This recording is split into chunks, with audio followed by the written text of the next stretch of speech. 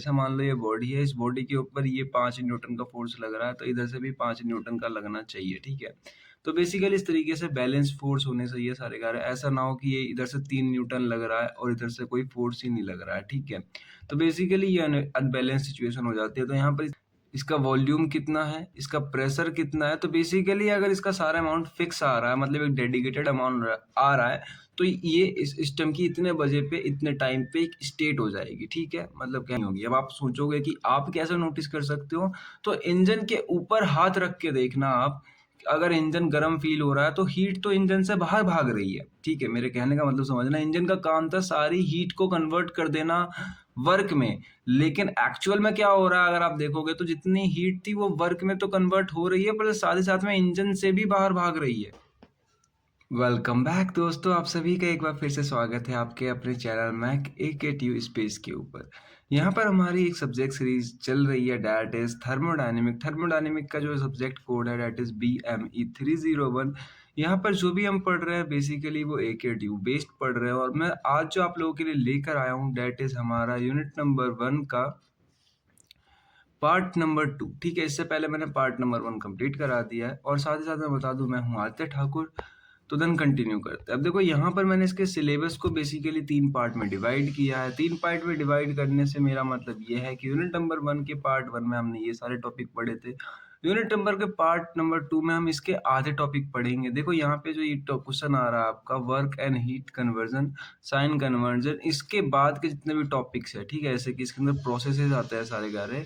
तो ये प्रोसेसेस और यूनिट नंबर, ये वर्क एंड हीट ट्रांसफर, ये सारी हम 4th पार्ट में पढ़ने वाले हैं, और एज वेल एज जो लास्ट का कंटेंट बच जाता है वो सारा 5th पार्ट में जाएगा।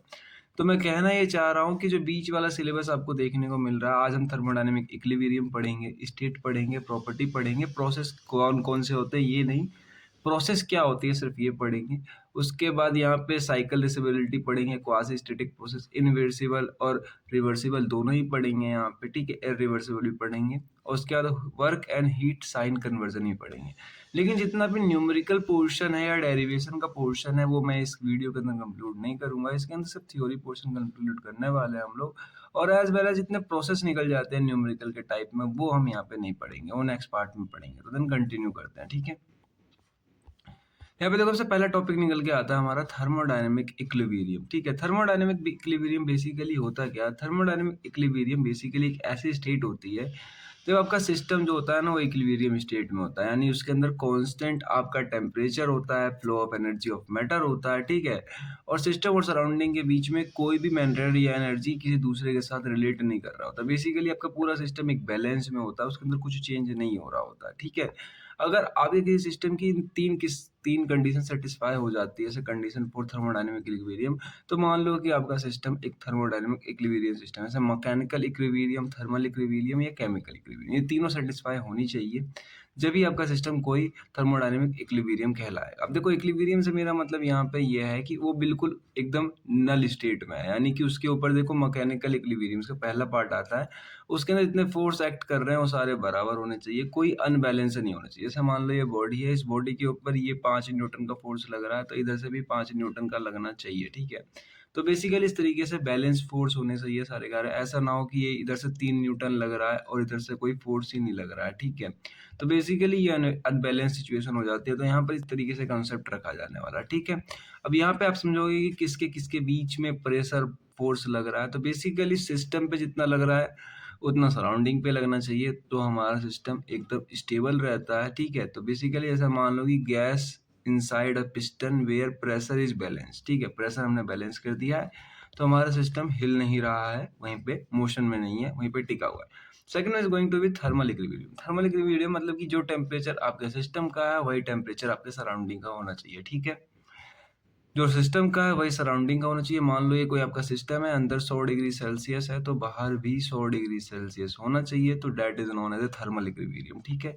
फिर आती है बात केमिकल इक्विलिब्रियम की। केमिकल इक्विलिब्रियम मतलब ये है यहाँ पे कि केमिकल के अंदर कोई रिएक्शन कंपोजिशन अकर नहीं हो रही है।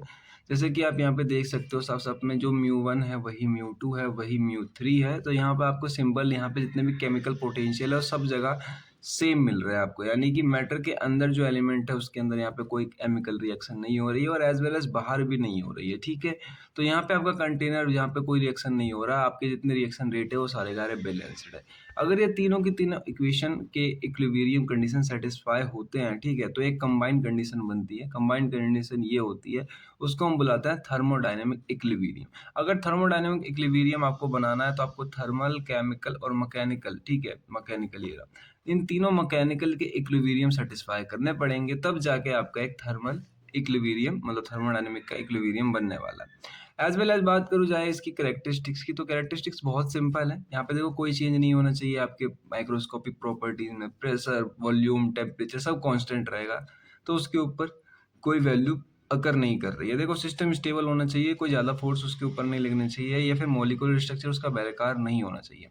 देखो no internal gradients, no temperature pressure difference, कुछ नहीं होना चाहिए। सिस्टम मिनिमम एनर्जी स्टेट रखना चाहिए। प्रोसेस जो है वो रिवर्सिबल या आइडियल स्टेट होना चाहिए। अब देखो इस पॉइंट को भी रहने देते हैं, जब हम पढ़ेंगे आगे कि रिवर्सिबल क्या होता है या आइडियल स्टेट क्या होता है, तो मैं आपको बताऊंगा कि किस तरीके से मैं कॉन्सेप्ट समझाना चाह रहा हूँ। अब देखो स्टेट ऑफ ए सिस्टम, किसी सिस्टम का स्टेट बेसिकली, अब यहाँ पे देखो स्टेट क्या होता है। स्टेट किसी भी सिस्टम का ऐसे एक पर्टिकुलर, जैसे मैं यहाँ पे लिखूँ, देखो पर्टिकुलर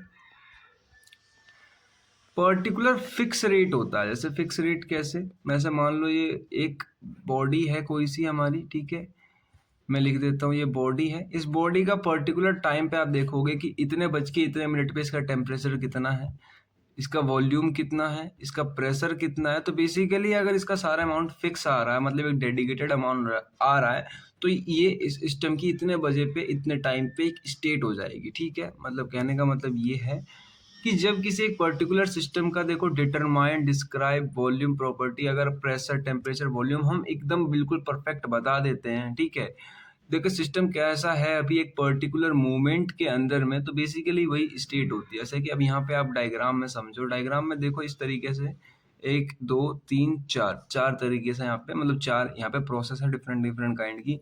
एक पॉइंट ये यहाँ पे टेम्परेचर प्रेशर फिक्स है, एक पॉइंट ये, एक पॉइंट ये और एक पॉइंट ये, चारों इसमें सिर्फ 4 स्टेट निकल कर आएंगे, क्योंकि 4 पॉइंट पे टेम्परेचर और प्रेशर की वैल्यू बिल्कुल फिक्स है। अगर आप चाहो कि आप यहाँ पे चेक करना चाहोगे कि यहाँ पर कितनी रहेगी बीच में किसी प्रोसेस के अंदर, तो आप खुद चेक कर सकते हो मैनुअली, पर स्टेट तभी कहलाएगी जब आप एक पर्टिकुलर टाइम पे चेक कर रहे हो और उसकी वैल्यू अपनी खुद की प्रॉपर्टी, जैसे देखो यहाँ पे लिख भी रखा है मैंने कि define by property pressure, volume, temperature, ये सब आप डिफाइन कर पाओ। प्रॉपर्टी मिक्स नहीं हो तो आपकी, अगर प्रॉपर्टी मिक्स नहीं है, फिक्स्ड है, ठीक है, मिक्स्ड नहीं है, फिक्स्ड है, तो अभी आपकी स्टेट एक फिक्स कहलाएगी। और इंडिपेंडेंट पाथ होना चाहिए, ठीक है, कि इस वाले प्रोसेस को, ठीक है, इस वाले प्रोसेस को इस स्टेज से कुछ लेना देना नहीं है, इस वाले प्रोसेस को इस स्टेज से कुछ लेना देना नहीं है। जैसे कि मान लो आपको एग्जांपल मैंने लिख रखा है कि कोई गैस है 2 बार पे 300 केल्विन पे और 1 मीटर क्यूब पे, तो ये एक स्टेट हो गई उस गैस की। अगर आप उसको हीट कर दोगे तो दूसरी स्टेट में पहुंच जाएगा। तो बेसिकली इसी तरीके से, ठीक है। Next one is going to be thermodynamic process. Process क्या होती है, स्टेट नंबर 1 से किसी सामान को स्टेट नंबर 2 में ले जाने के लिए जो हम मेथड यूज कर रहे हैं, जो अप्रोच यूज कर रहे हैं, उसी को प्रोसेस कहा जाता है। ऐसे मान लो अभी ये 300 डिग्री सेल्सियस पे था और इसको जब आपने हीट कर दिया तो ये 400 डिग्री सेल्सियस पे पहुंच गई कोई आपकी सामान, कोई मैटर। तो बेसिकली यहाँ पर आपने स्टेट चेंज कर दिया by the help of process. जाने के रास्ते को हम कहते हैं प्रोसेस या अप्रोच या पाथ, ठीक है, 3-4 नाम है इसके, आप सब ध्यान रखना। देखो process the change of a system from one state to another state, ठीक है, जरूरी नहीं आप बढ़ाओ, हमेशा आप घटा भी सकते हो। अब देखो सिस्टम चेंज कैसे होता है, इनिशियल स्टेट से एक फाइनल स्टेज में, इनिशियल स्टेट को आप चेंज कर दे रहे हो कोई एक फाइनल स्टेट में, तो बेसिकली ये हमारा प्रोसेस के थ्रू होने वाला है, ठीक है। यहाँ पे प्रोसेस जो होता है ना वो आपके बेसिकली या तो वर्क नहीं तो हीट, इन दोनों के ऊपर स्पेशली डिजाइन होते हैं, निर्भर करते हैं। आगे हम पढ़ेंगे। या प्रोसेस बहुत अगर धीरे धीरे हो रहा है आपका, कोई बहुत ही धीरे धीरे हो रहा है, तो that is quasi static process. यहाँ पर आपको छोटा सा एक आइडिया सकता है। देखो गैस जो है ना उसको आपने हीट किया, टेम्परेचर बढ़ गया और उसमें एक प्रोसेस अकर हो गई, तो बेसिकली मैंने आपको बताया था किस तरीके से आपने उसका टेम्परेचर बढ़ाया था। Next one is going to be thermodynamic cycle. Thermodynamic cycle ऐसा साइकिल जैसे यहाँ से मान लो शुरू हुई है इनिशियल स्टेज से, तो दोबारा घूम के वापस ये इनिशियल स्टेज पे ही आ जाए, ठीक है। तो ऐसे साइकिल को कहते हैं हम थर्मोडायनेमिक साइकिल, या फिर कोई सी भी साइकिल ऐसी ही साइकिल होती है, तो आप लोग कंफ्यूज मत होना। अब देखो यहाँ पे थर्मोडायनेमिक साइकिल एक सीरीज प्रोसेस होती है, बहुत सारे प्रोसेस मिलके, मतलब मान लो कोई स्टेट यहाँ पे आपका A1 है, ठीक है। अब यहाँ पे एक प्रोसेस कर गया, आप स्टेज बी कर गए इसका, फिर एक प्रोसेस करके स्टेज सी कर दिया, और एक प्रोसेस किया डी कर दिया, एंड देन डी के बाद दोबारा ये ए पर आ गया। तो इस तरीके से प्रोसेस का अगर कोई साइकिल बन रही है तो दैट इज थर्मोडाइनमिक साइकिल। ठीक है, आपके डिफरेंट काइंड ऑफ स्टेजेस है, उसके अंदर different kind of processes use कर रहे हो आप। तो बेसिकली देखो, स्टार्टिंग पॉइंट और एंड पॉइंट सेम होना चाहिए। ठीक है, Q net is equal to W net, मतलब कि जितना अमाउंट ऑफ हीट आपने लगाया है वो सारा का सारा वर्क में कन्वर्ट हो जाना चाहिए, या वर्क जितना आपने लिया है वो सारा का सारा हीट में कन्वर्ट हो जाना चाहिए। ठीक है, ये देखो वही बात है कि फाइनल स्टेज इनिशियल स्टेज के बराबर हो, नेट चेंज प्रॉपर्टी में जीरो हो, क्योंकि आप दोबारा वहीं पे जो है सारा कुछ लेकर आ चुके हो। अब एक एग्जांपल के लिए आप लिख सकते हो इसमें Carnot cycle, Rankine cycle, Otto cycle. तो ये डिफरेंट काइंड ऑफ साइकिल होती है थर्मोडायनेमिक साइकिल की। ठीक है, अब next topic is our going to be reversible cycle. अब देखो यहाँ पे रिवर्सिबल साइकिल ना एक साइकिल होती है जिसके अंदर आप समझना, जैसे मान लो आप कोई स्टेट 1 से शुरू कर रहे हो, यहाँ पे 1 ही लिख लेता हूँ मैं क्योंकि आप कंफ्यूज हो जाओगे। ठीक है, 1 से शुरू कर रहे हो और 1 से शुरू करके आप इसको 2 में लेके चले गए। ठीक है, कोई प्रोसेस ए आपने चुना जिससे आप स्टेट 1 से स्टेट 2 में लेके चले गए इसको, उसके बाद 2 से 3 में लेकर आ गए, और 3 से दोबारा 1 में ले गए। इस बार प्रोसेस बी रहा है आपका और इस बार प्रोसेस सी रहा है।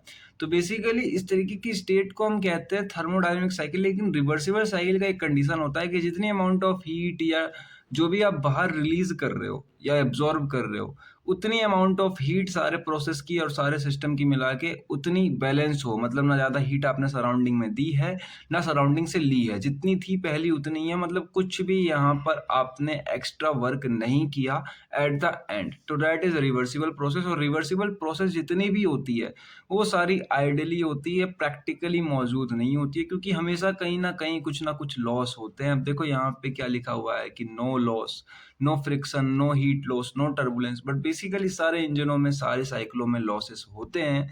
तो यहाँ पे आपको ऐसा कह सकते हो कि ऐसा पॉसिबल नहीं है। देखो, occurs infinitely slowly, very very slow, क्योंकि ये बहुत धीरे धीरे प्रोसेस होंगे जब यहाँ पर आपका कोई भी सिस्टम जो है वो कुछ भी ऐसा लीव नहीं कर रहा है सराउंडिंग में, सिस्टम में कहीं से भी कि कुछ चेंज हो सके। तो दैट्स ए रिवर्सिबल प्रोसेस। देखो यहाँ पे आपको एक डायग्राम दिखाया गया 3 प्रोसेस का, 1 2 3, और हमें ये कहा जा रहा है, हमें बताया जा रहा है, हम बता रहे हैं कि यहाँ पर इन तीनों प्रोसेस में से कुछ भी ऐसा इन्वायरमेंट में नहीं निकल रहा है, सिस्टम भी वैसा है, सराउंडिंग भी वैसा है। ठीक है, कंडीशन क्या है? फ्रिक्शन नहीं होना चाहिए, कुछ भी यहाँ पर आपको कोई लॉस नहीं होना चाहिए। ठीक है, और साथ ही साथ में अगर एग्जांपल देखोगे आप तो slow compression, expansion, gas friction piston इन है आइडियल कार्नोट साइकिल। अब देखो आइडियल यहाँ पे लिखा पड़ा है वर्ड, आइडियल कार्नोट साइकिल।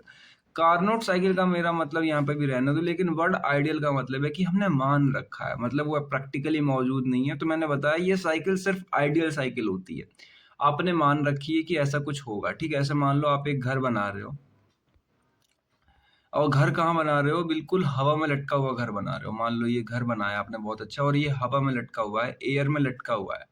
ठीक है, बेसिकली ऐसा कोई घर नहीं है जो, मतलब ऐसा कोई भी ऑब्जेक्ट नहीं है जो आप बिना किसी सामान के, बिना किसी ऑब्जेक्ट के, बिना किसी सपोर्ट के उसको ऐसे ही हवा में हिंज कर दो, लटका दो। बट हम मान ले रहे हैं कि हमें कोई घर बनाना है ऐसा जिसको हमने हवा में लटका रखा है। ठीक है, और बिना किसी सपोर्ट के वो हवा में लटका हुआ है।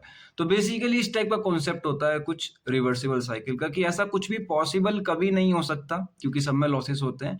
बट हम मान चुके होते हैं, हम मान लेते हैं ऐसा समझने के लिए कि हाँ, अगर हमारा घर हवा में लटका हुआ होता तो ऐसा ऐसा होता। ठीक है, तो बेसिकली आई होप कि आपको रिवर्सिबल साइकिल समझ में आ गई होगी। इरिवर्सिबल साइकिल, इरिवर्सिबल साइकिल जो हमारी नॉर्मल साइकिल होती है, जिसमें देखो आपने कुछ लीव कर दिया प्रोसेस के दौरान में, कोई प्रोसेस किया आपने, ठीक है, जहां से आपने कुछ उसको लीव किया वो रीस्टोर नहीं हो सकता। ठीक है, वो रीस्टोर नहीं हो सकता, अपने ओरिजिनल स्टेट में नहीं आ सकता। जैसे कि एग्जांपल के लिए आप बहुत सारे साइकिल देखते हो, जैसे आप इंजन चलाते होगे गाड़ी के अंदर। ठीक है, ये इंजन है, इसके अंदर आप पेट्रोल डालते हो। ठीक है, पेट्रोल डालते हो या डीजल डालते हो, जो भी डालते हो, उसके बाद यहाँ पे आप बर्न करके यहाँ पे हीट दे देते हो। इंजन क्या करता है? आपके हीट को वर्क में कन्वर्ट करता है, जब तो आपकी गाड़ी का मैकेनिकल पावर घूमता है और आपकी गाड़ी चलती है। तो बेसिकली आप कभी नोटिस करना कि जितने अमाउंट ऑफ आपने हीट दी है, मान लो क्यू अमाउंट ऑफ हीट दी है, तो सारी की सारी वर्क में कन्वर्ट नहीं होगी। अब आप सोचोगे कि आप कैसे नोटिस कर सकते हो, तो इंजन के ऊपर हाथ रख के देखना आप, अगर इंजन गर्म फील हो रहा है तो हीट तो इंजन से बाहर भाग रही है। ठीक है, मेरे कहने का मतलब समझना, इंजन का काम था सारी हीट को कन्वर्ट कर देना वर्क में, लेकिन एक्चुअल में क्या हो रहा है अगर आप देखोगे तो जितनी हीट थी वो वर्क में तो कन्वर्ट हो रही है, पर साथ ही साथ में इंजन से भी बाहर भाग रही है। ठीक है, तो यहाँ पर आपने देखा कि ये हम जो हीट भाग गई उसका दोबारा यूज नहीं कर सकते। आप कहाँ से लाओगे उतनी हीट, वो तो भाग गई इन्वायरमेंट में, सराउंडिंग में। तो that's it irreversible process. Otto cycle हो गई, रैंकाइन साइकिल हो गई, ये सारे इसके एग्जाम्पल है क्योंकि ये साइकिल प्रैक्टिकली मौजूद है, ठीक है। अब जो प्रैक्टिकली मौजूद है वो बेसिकली वो सारे के सारे इरिवर्सिबल प्रोसेस है, ठीक है। अब देखो यहाँ पे लिखा हुआ है कि happens finite speed not infinitely slow, ठीक है। यहाँ पे एक फाइनाइट स्पीड में मिलने वाली है आपको पूरी सिस्टम। यहाँ पे आपकी नेचुरल प्रोसेस होगी, जो हमेशा जितने भी नेचुरल प्रोसेस होते हैं वो सारे इरिवर्सिबल होते हैं। इसके अंदर फ्रिक्शन होता है, हीट ट्रांसफर होता है, ये सारे इसके अंदर लॉसेस पाए जाते हैं, ठीक है। तो आई होप कि आपको इरिवर्सिबल और रिवर्सिबल दोनों समझ में आ गया होगा। Next one is going to be quasi static process. अब देखो यहाँ पे क्वाजी का मतलब है वेरी स्लो, ठीक है ना। सॉरी मिस्टेक हो गया यहाँ पे थोड़ा सा। देखो क्वाजी का मतलब है ऑलमोस्ट, ठीक है, ऑलमोस्ट। एंड स्टैटिक का मतलब है वेरी स्लो, और प्रोसेस का मतलब प्रोसेस ही है। तो basically almost very slow process मतलब एकदम धीरे हो रही है कोई प्रोसेस, तो उसको हम मान लेते हैं कि ये जितने भी रिवर्सिबल प्रोसेस जो होते हैं ना वो सारे के सारे क्वाजी स्टैटिक प्रोसेस होते हैं। क्वाजी स्टैटिक प्रोसेस ऐसे प्रोसेस जो बहुत धीरे धीरे हो रहे हैं, जैसे कि मैं दिखाता हूँ। देखो process that happen infinitely slow, infinitely मतलब बहुत लंबे टाइम में, और सिस्टम जो पास कर रहा है सीरीज इक्विलिब्रियम स्टेट के अंदर, ठीक है। यहाँ पर क्या हो रहा है, आपके एक्सट्रीमेटली स्लो प्रोसेस हो रहा है। यहाँ पर आपको पीवी डायग्राम क्लियर दिख रहा है, क्योंकि यहाँ पर आपकी कोई भी वैल्यू जो है ना वो खराब नहीं हो रही है, मतलब कुछ भी अमाउंट ऑफ एनर्जी आपके सिस्टम से बाहर नहीं जा रही है, कोई लॉस नहीं हो रहा है, ठीक है। बहुत धीरे होने वाले, देखो ईच स्टेट वेल डिफाइंड है, बहुत धीरे हो रहा है आपका प्रोसेस, ठीक है। एग्जाम्पल के लिए very slow compression of gas, किसी गैस को आप बहुत ही धीरे से अगर मतलब लंबे टाइम तक कंप्रेस करते रहोगे तो वो क्वाजी स्टेट की कंडीशन में आ जाता है। अब देखो यहाँ पे जितने भी रिवर्सिबल प्रोसेस होते हैं, जो आइडियली प्रोसेस होते हैं, वो सारे के सारे क्वाजी स्टेटिक होते हैं, क्योंकि वो सारे के सारे धीरे ही काम करते हैं। लेकिन जरूरी नहीं है कि सारे क्वाजी स्टेटिक प्रोसेस जो है वो रिवर्सिबल हो, ठीक है। अब यहाँ पे देखो एक प्रोसेस जो है ना वो स्लो चल रहा है, लेकिन उसके कारण से फ्रिक्शन निकल रहा है, हीट निकल रही है, और लूज कर रहा है वो वैल्यू को। जरूरी नहीं है कि इतना धीरे करने के बाद मतलब इसको आपने स्लो कर दिया है तो इसमें से जरूरी नहीं है कि हीट लॉस ना हो। लेकिन जितने भी स्लो प्रोसेस होते हैं वो सारे के सारे क्वाजी स्टेटिक होते हैं, ठीक है। अब next is going to be sign convention of heat transfer. अब देखो मान लो, मैं सिंपल समझाता हूँ आपको। ऐसे मान लो ये आपका कोई सिस्टम है, इस सिस्टम में आप हीट दे रहे हो। हीट कैसे दे रहे हो, जैसे यहाँ पर आप बाइक के केस में आपने देखा, आपने इंजन के अंदर पेट्रोल से और इग्नाइट करके पेट्रोल को आपने हीट बनाया केमिकल रिएक्शन से, और उसको हीट दिया, हीट आपने क्यू अमाउंट ऑफ दिया, और उसके बाद यहाँ सिस्टम से भी आपको हीट मिल रहा है, ठीक है। सिस्टम आपकी खुद भी हीट जनरेट कर रहा है। तो बेसिकली जो आप दे रहे हो डेट इज नेगेटिव, और जो सिस्टम दे रहा है, सॉरी उल्टा हो गया यहाँ पे, जो आप दे रहे हो डेट इज पॉजिटिव, और जो सिस्टम दे रहा है डेट इज नेगेटिव, ठीक है। सिस्टम से अगर कोई हीट मिल रही है तो वो आपको नेगेटिव मिलेगी, और आप दे रहे हो तो डेट इज पॉजिटिव, ठीक है। ये न्यूमेरिकल्स में काम आएगा, क्योंकि न्यूमेरिकल्स में अगर आप वैल्यू उल्टी रख दोगे तो आंसर भी उल्टा आएगा। देखो heat added to the system, इतनी हीट आपने ऐड करी तो उसकी वैल्यू हमेशा पॉजिटिव रहेगी, और इतनी हीट रिजेक्ट कर गई सिस्टम से तो बेसिकली उसकी वैल्यू माइनस रहेगी। अब यहाँ पे एक फॉर्मूला निकल कर आता है कि जितनी हीट आपने दी है इज इक्वल टू, इसे क्यू एन मान लो, इज इक्वल टू डब्ल्यू, जितनी उसने वर्क में कन्वर्ट कर दी, प्लस साथ ही साथ में जितनी हीट उसने बाहर निकाल दी क्यू आउट। जैसा अभी आपने बाइक के केस में देखा था कि इंजन ने कुछ हीट तो वर्क में कन्वर्ट करी थी, और एज वेल एज कुछ हीट को उसने बाहर निकाल दिया। तो जितनी हीट आप दे रहे हो वो वर्क में भी कन्वर्ट हो रही है और बाहर भी जा रही है। तो इसका एक फॉर्मूला होता है बेसिकली, बट यहाँ पे फॉर्मूले की बात नहीं हो रही है। यहाँ पे बात हो रही है कि किसी सिस्टम के अंदर अगर आप हीट दे रहे हो तो डेट इज पॉजिटिव, और अगर सिस्टम आपको हीट दे रहा है तो डेट इज नेगेटिव, क्योंकि स्किप कर रहा है वो सिस्टम से, ठीक है। अब next one is going to be sign convention for work, ठीक है। वर्क के लिए आप साइन कन्वर्जन क्या रखते हो, तो बेसिकली देखो वर्क के लिए क्या होता है, जैसे मान लो ये सिस्टम है, सिस्टम को चलाने के लिए जैसे पंप चलाते हो आप घर के अंदर, या कोई मोटर होगी आपके घर के अंदर जो पानी ऊपर नीचे करती है, सेंट्रीफ्यूगल मोटर जो होती है बेसिकली, तो उसके अंदर आप खुद अपनी इलेक्ट्रिसिटी देते हो, अपनी पावर देते हो, यानी अपनी वर्क देते हो, ठीक है। तो ये जो वर्क आप दे रहे हो, इनपुट करा रहे हो, इसको हमेशा नेगेटिव मानना, क्योंकि इतना सिस्टम चलाने के लिए आप दे रहे हो, ठीक है। ध्यान रखना ये नेगेटिव रहेगा आपका।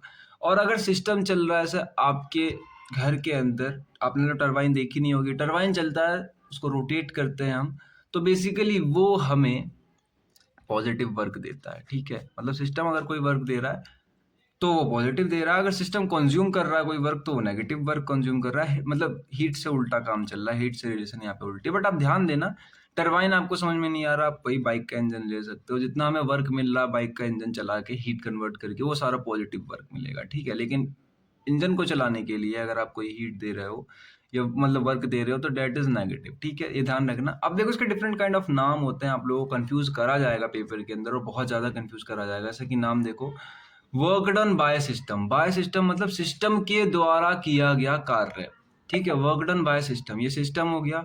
सिस्टम के द्वारा किया गया कार्य क्या होगा आपका, मतलब सिस्टम से आपने वर्क लिया है तो दैट इज पॉजिटिव क्योंकि सिस्टम ने दिया है। दूसरा है वर्क डन ऑन सिस्टम, आपने सिस्टम पर करा कार्य, आपने सिस्टम पर करा कार्य, यानी कि आप सिस्टम पे काम कर रहे हो तो दैट इज नेगेटिव। ये वर्क तो सिस्टम पे कर रहे हो ना, सिस्टम ले रहा है तो दैट इज नेगेटिव, सिस्टम द्वारा किया गया कार्य। अब यहाँ पे हम दो छोटे छोटे देख लेते हैं यहाँ पे फटाफट से, उसके बाद देन गो थ्रू करते हैं। इससे पिछले वाले लेक्चर में हम लोगों ने पढ़ा था कि एक सिस्टम होता है, ठीक है, एक सिस्टम होता है जिसके 3 टाइप्स होते हैं। ये हमारा एक सिस्टम हो गया। तो बेसिकली सिस्टम के 3 टाइप्स होते हैं। पहला आता है आपका क्लोज्ड। मैं ऐसे ही आप लोगों को रिवाइज करवा दे रहा हूँ क्योंकि यहाँ पे मुझे एक चीज़ समझानी है मुझे आप लोगों को, ठीक है। दूसरा होता है ओपन एंड देन तीसरा होता है हमारा आइसोलेटेड, ठीक है। अब यहाँ पे एक बात ध्यान रखना हमेशा कि जो आइसोलेटेड होता है ना, इसको हम कंसिडर नहीं करते क्योंकि ये प्रैक्टिकली मौजूद नहीं है। तो इसका हमारे पास एक भी रियल एग्जांपल नहीं है जिसके ऊपर हम कुछ एनालाइज कर सके। इसलिए हमेशा जब भी सिस्टम की बात होगी तो 2 ही सिस्टम की बात होगी, एक क्लोज्ड की, दूसरी ओपन की, ठीक है। इसके अलावा आप लोगों ने एक चीज़ और पढ़ी है अभी, डैट इज साइन कन्वर्जन, ठीक है। तो बेसिकली साइन कन्वर्जन जो आप लोगों ने पढ़ी है वो अभी सिंपल ओवरऑल सिस्टम की पढ़ी है। मतलब कि कोई अगर सिस्टम, देखो मैं यहाँ लिख देता हूँ, कोई अगर सिस्टम एनर्जी ले रहा है मतलब वर्क ले रहा है तो वो हो जाएगा हमारा नेगेटिव वर्क।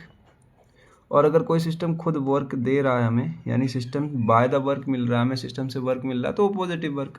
बस बेसिकली यहाँ जो ये सिस्टम है ना, ये वाला सिस्टम है। मतलब आपने ओवरऑल सिस्टम पढ़ा है, अभी तक आपने डेडिकेटेड किसी टॉपिक के लिए, कंट्रोल के लिए या ओपन के लिए कुछ नहीं पढ़ा है। तो वही मैं आप लोगों को पढ़ाने जा रहा हूँ। अपना नेक्स्ट टॉपिक वही होगा, डेडिकेटेड सिस्टम के लिए, ओपन के लिए अलग, एज वेल एज क्लोज के लिए अलग, ठीक है।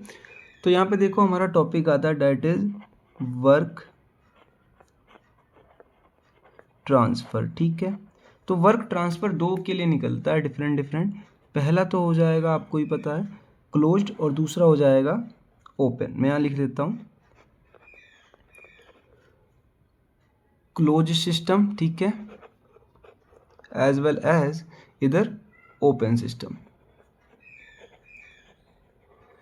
दोनों सिस्टम के लिए आपके वर्क ट्रांसफ़र देखने जा रहे हैं। तो बेसिकली यहाँ पे भी एक बात आती है कि क्लोज सिस्टम को, ठीक है, हम क्लोज्ड वर्क भी बुलाते हैं क्योंकि यहाँ पे हमें क्लोज्ड लेवल का वर्क मिलने वाला है, ठीक है, क्लोज्ड वर्क। और ओपन सिस्टम को हम ओपन वर्क बुलाते हैं। तो आप लोग कंफ्यूज मत होना, ये दोनों वैल्यूज़ आपको देखने को मिलेगी। इसके अलावा भी एक वैल्यू और होती है, बट उससे पहले आप समझ लो कि क्लोज्ड क्यों है। क्लोज्ड इसलिए है क्योंकि यहाँ पे जो वैल्यू है आपकी, इसके अंदर जो आपका ये सिस्टम है, इसके अंदर आपका सिर्फ और सिर्फ एनर्जी ट्रांसफ़र हो सकती है, मास ट्रांसफ़र नहीं हो सकती, ठीक है। इसके लिए इसको क्लोज्ड कहते हैं। ओपन क्यों कहते हैं इसको, क्योंकि इसके अंदर जो है सिस्टम के अंदर आपकी एनर्जी तो ट्रांसफ़र हो ही सकती है और एज वेल एज मास भी आपका ट्रांसफ़र हो सकता है। तो बेसिकली आई होप कि आप लोगों को इतना याद होगा। इसके आगे जो हम चलने वाले हैं, तो यहाँ पर आप आओ, देखो ओपन सिस्टम के अंदर 2 टाइप होते हैं। पहला टाइप होता है आपका फ्लो वर्क, ठीक है, और दूसरा होता है टरबाइन वर्क। अब फ्लो वर्क और टरबाइन वर्क ये दोनों अलग अलग क्यों आए अपने पास अभी समझेंगे, लेकिन उससे पहले आप समझो what is flow work. Flow work क्या होता है, बेसिकली यहाँ पर आपको जो सिस्टम है, मैंने थोड़ी देर पहले बताया था आपको, अगर आप लेक्चर के साथ गो थ्रू कर रहे हो तो देखो किसी पाइप के अंदर वाटर इनलेट हो रही है, अदरवाइज वाटर आउटलेट हो रही है। तो यहाँ पे हमारा जो वर्क है वो फ्लो के हिसाब से हो रहा है, इसलिए इसको फ्लो वर्क बुलाते हैं। और इसको बुलाते हैं क्लोज्ड वाले को नॉन फ्लो वर्क, ठीक है। नॉन फ्लो वर्क क्यों बुलाते हैं? क्योंकि यहाँ पर हमारा देखो कुछ भी फ्लो नहीं हो रहा है, ठीक है।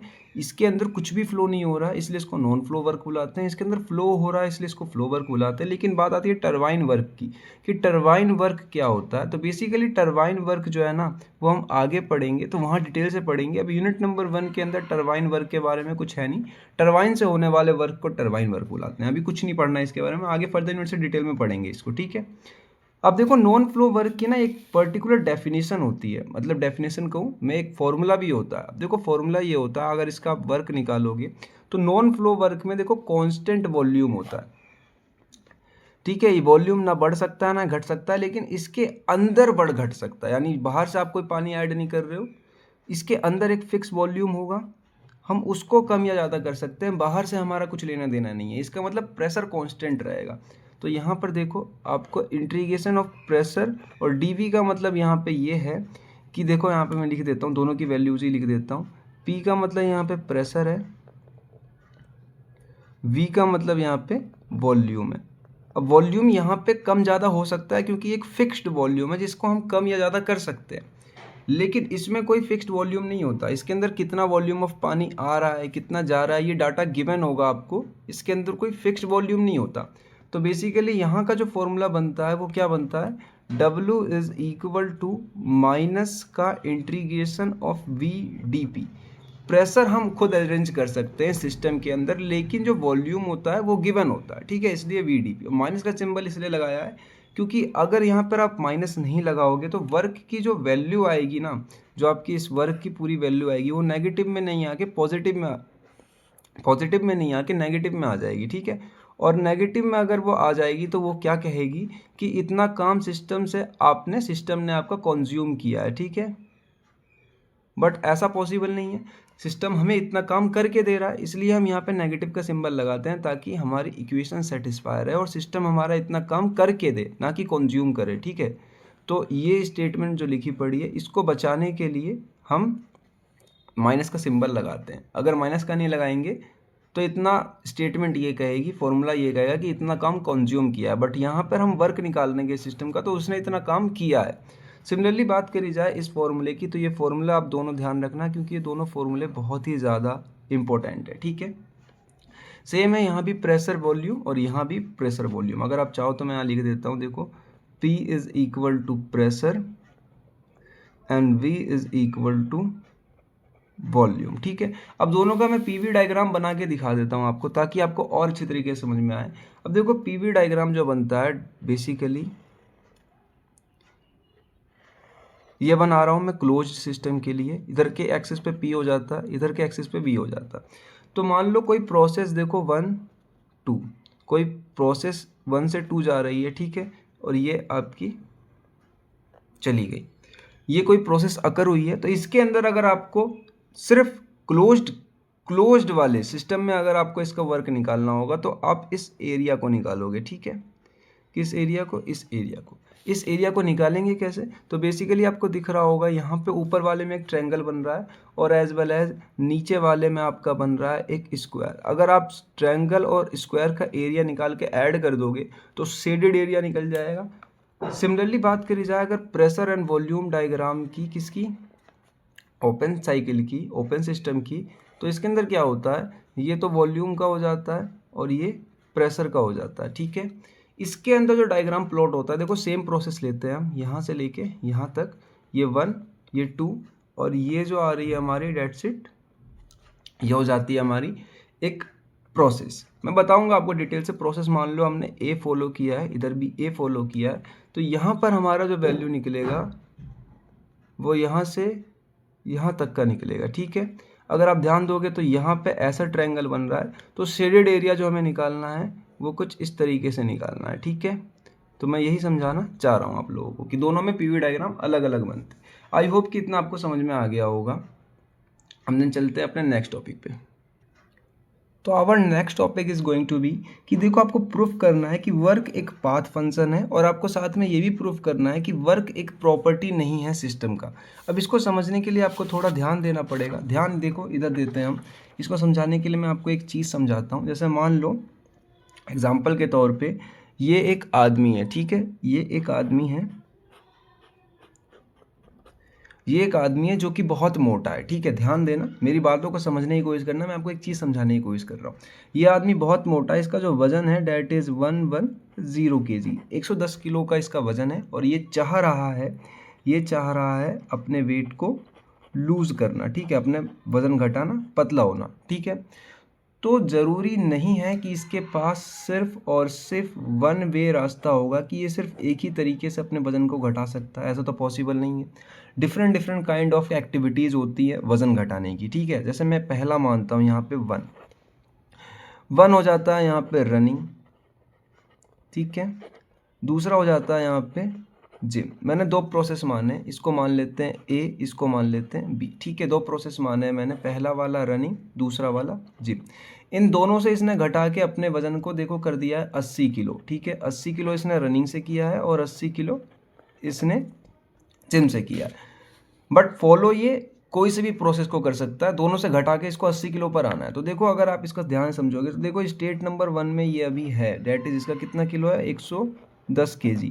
घटा के कितना इसको करना है, तो स्टेट नंबर 2 में जाना है, डेट इज 80 kg, ठीक है। तो ये प्रोसेस कौन कौन से चुन सकता है, तो यहाँ देखो प्रोसेस नंबर 1 ये है, प्रोसेस नंबर 2 ये है, दोनों में से कोई सा भी चुन सकता है। मान लो इसने पहला वाला चुना, रनिंग चुना, तो ये हो जाएगा प्रोसेस नंबर ए से गया है ये, और अगर इसने दूसरा वाला चुना तो ये प्रोसेस नंबर बी से गया है, ठीक है। अब मैं समझा रहा हूँ आपको, ये ध्यान से देखना, ये चीज़ जो मेन समझा रहा हूँ मैं आपको, ये मेन है।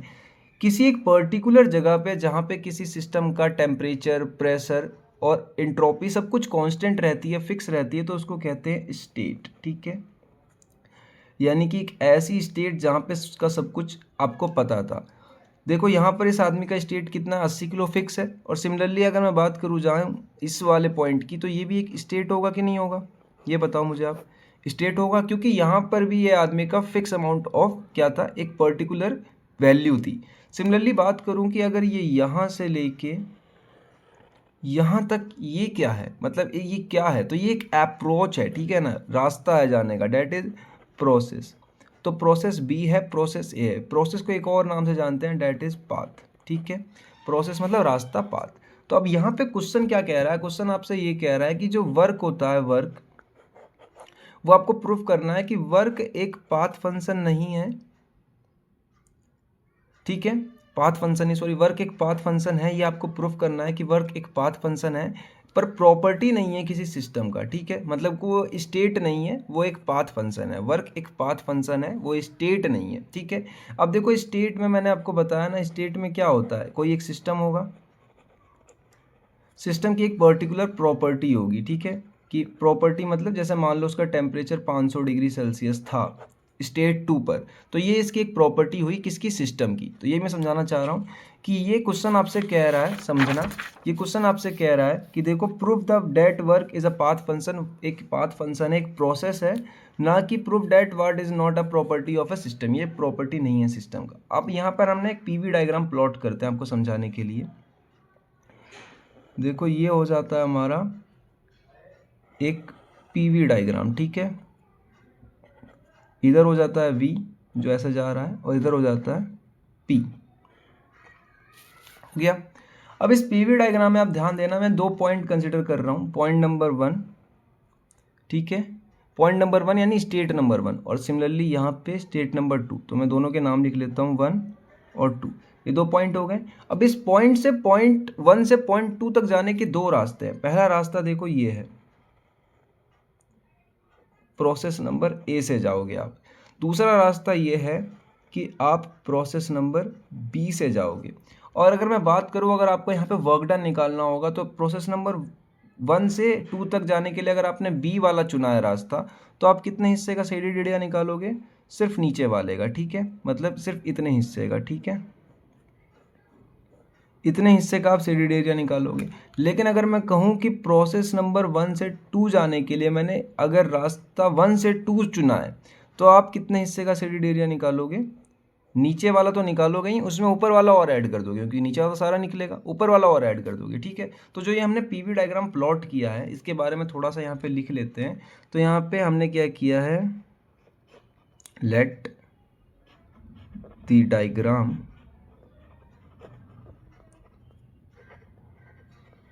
पी एन बी, हमने एक पीवी डायग्राम बनाया है, ठीक है, जिसमें वैल्यूज रखी है। देखो 1 पॉइंट हमारा क्या है, एक स्टेट है, स्टेट ऑफ अ सिस्टम, किसी सिस्टम का ये एक स्टेट है।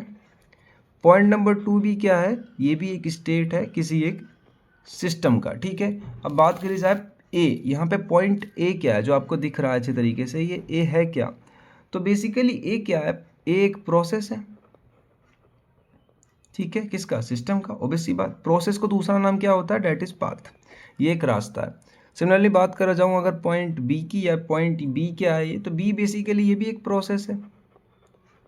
तो ये आप बता दोगे तो और अच्छा रहेगा कि आप ये डायग्राम में कर क्या रहे हो। हमने एक प्रीव्यू डायग्राम प्लॉट किया जिसके अंदर वैल्यूज रखी पड़ी है ये, ठीक है। अब यहाँ पर हमारे पास दो रास्ते हैं ए से 2 तक जाने के। देखो 1 से 2 तक जाने का जो पहला रास्ता है तो डेट इज ए, क्योंकि अभी आपने देखा एक तो ए रास्ते से जा सकते हैं और एक बी रास्ते से जा सकते हैं। सिमिलरली कॉमा 1, 2 तक जाने का एक और रास्ते की अगर मैं बात करूँ तो डेट इज बी। हमारे पास दो रास्ते हैं, एक रास्ता ए एक रास्ता बी, ठीक है, दो प्रोसेस है।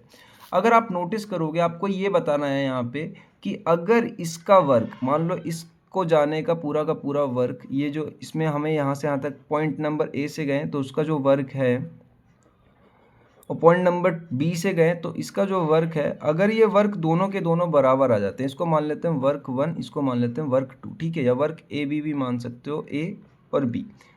If work A is equal to work B, तो इससे क्या पता चलता है, अगर ऐसा पॉसिबल हो जाता है कि वर्क ए अगर वर्क बी के बराबर आ जाए, दोनों में बराबर आपको वर्क मिले, तो आप कह सकते हो कि different different kind of process के बाद भी हमारे पास जो वर्क आता है, जो एनर्जी मिलती है वो इक्वल मिलती है, ठीक है। बट ऐसा होता नहीं है, ठीक है, ये ऐसा होगा नहीं, क्योंकि देखो मैं आगे लिख भी देता हूँ, नॉट पॉसिबल। ऐसा होगा क्यों नहीं, देखो आप ऐसा समझो कि मान लो आप एरिया निकाल रहे हो, एरिया निकाल रहे हो इस वाले का, यानी प्रोसेस नंबर 1 से 2 जाने के लिए, मतलब प्रोसेस हमने बी चुना है, इसका निकाल रहे हो, तो देखो यहाँ से यहाँ तक का शेडेड एरिया निकालना पड़ेगा जो रेड पेन से मैंने कवर कर रखा है। तो मान लेते हैं हम ये V1 है और ये V2 है, तो आप यहाँ से जाओगे यहाँ तक जाओगे, यहाँ से आओगे यहाँ तक आओगे, यहाँ तक, ये शेडेड एरिया का इतना पार्ट हो जाएगा। तो अगर मैं लिखना चाहूँ तो कैसे लिखूंगा, V1 से शुरू किया, 1 पे गया, फिर B पे गया, फिर 2 पे गया, फिर V2 पे आया, फिर वापस V1 पर आ गया। इतने जगह का एरिया निकालना है मेरे को, तो ये मैंने सारे वैल्यू रख दिए यहाँ पे, ठीक है। इतने जगह का एरिया निकालना है इज इक्वल टू, इस बार हम क्या कर रहे हैं, पॉइंट 1 से 2 तक जाने के लिए पाथ नंबर ए चुन रहे हैं, तो इस बार यहाँ से शुरू करेंगे और इस पूरे सर्कल को पार करते हुए आएंगे, तो डेट इज एरिया। V1 से शुरू करेंगे, 1 तक जाएंगे, A तक जाएंगे, 2 तक जाएंगे, V2 तक जाएंगे और V1 तक जाएंगे, ठीक है। तो यहाँ से आपको क्या दिख रहा है, क्या ये एरिया इस एरिया के बराबर है, क्या area number A area number B के बराबर है। आप अगर नोटिस करोगे तो देखोगे कि ये सिर्फ इतने जगह को कवर कर रहा है, दूसरा वाला इसमें इसको और ऐड करना है, तो आप कह सकते हो कि ये इसके बराबर नहीं है, ठीक है, आप ये कह सकते हो कि ये इसके बराबर नहीं है।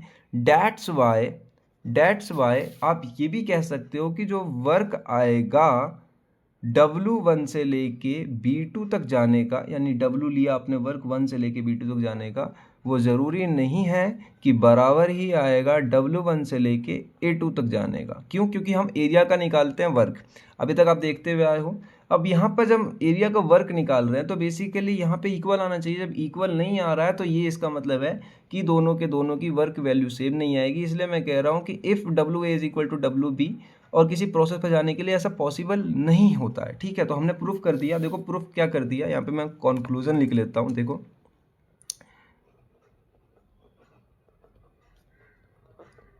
कंक्लूजन क्या निकला यहाँ से हमारा। तो पॉइंट नंबर ए पहला जो निकला है हमारा, डेट इज कि work is not a property of a system, ठीक है। कैसे,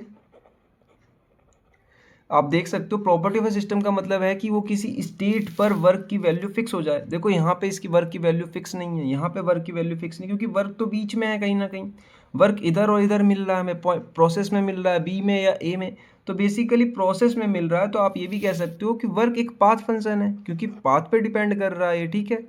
तो work is a path function, ठीक है, पाथ फंक्शन। आप ये कह सकते हो ना, क्योंकि वर्क तो हमें प्रोसेस के अंदर मिल रहा है, तो work is a path function. और थर्ड पॉइंट आपने अभी जो नोटिस किया, अभी आपने किया शायद नहीं किया, हमने जो ये पूरा स्टेटमेंट निकाला ये क्लोज्ड, ध्यान रखना, क्लोज्ड सिस्टम का निकाला है। अब आप बोलोगे कि कैसे, आपको कैसे पता कि ये क्लोज्ड सिस्टम ही था, आप तो देखने नहीं गए थे।